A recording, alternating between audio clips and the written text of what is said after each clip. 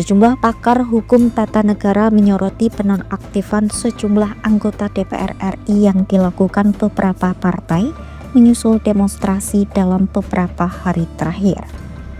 Menurut akademisi sekaligus pakar hukum tata negara Bivitri Susanti, status nonaktif anggota DPR tak menghilangkan hak administrasi seperti gaji, tunjangan, dan hak politik anggota dewan.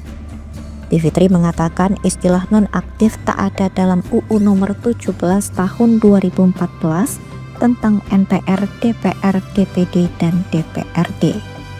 Yang ada adalah penggantian antar waktu atau PAW.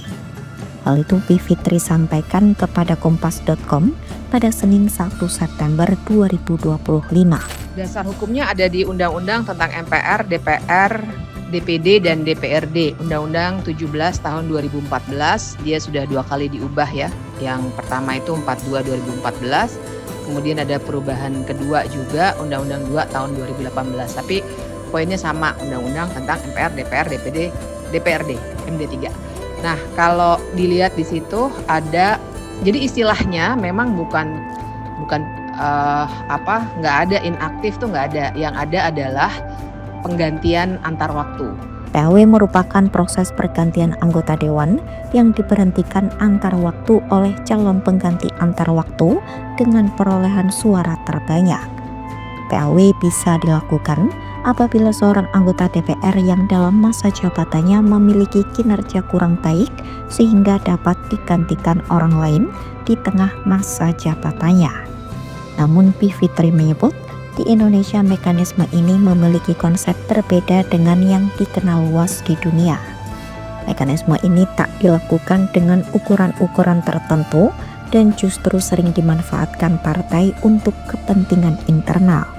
Penggantian antar waktu ini dilakukan hanya untuk bagi-bagi jabatan kepada orang-orang terdekat atau kerabat.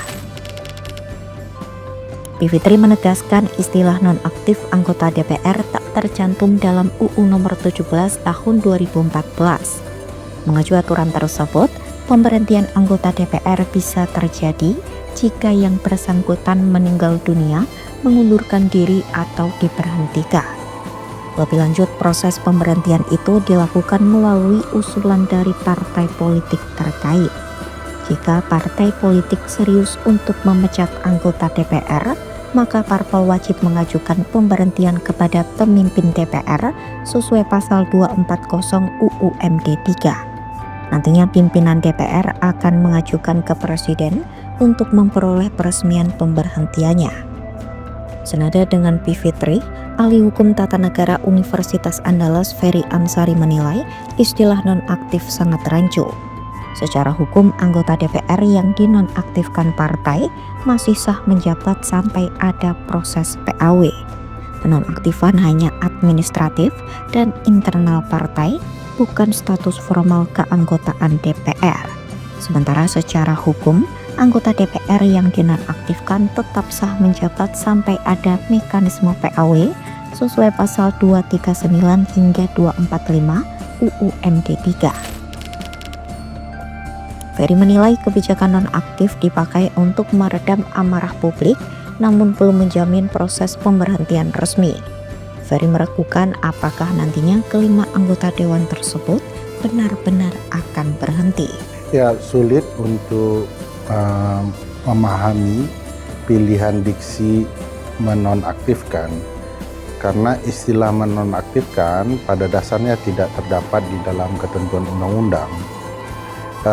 Yang ada adalah istilah diberhentikan ya, atau mengundurkan diri atau meninggal dunia, yang kemudian akan berujung kepada pergantian antar waktu atau PAW anggota dewan. Diketahui mulai Senin 1 September 2025, Partai Nasdem, PAN, dan Golkar telah menonaktifkan 5 anggota DPR, yaitu Ahmad Saroni, Nafa Urbah, Eko Patrio, Uya Kuya, dan Adis Kadir. Langkah itu dilakukan usai kelima anggota DPR terlibat kontroversi tindak dan pernyataan yang membuat demonstrasi di tanah air terjadi berkepanjangan.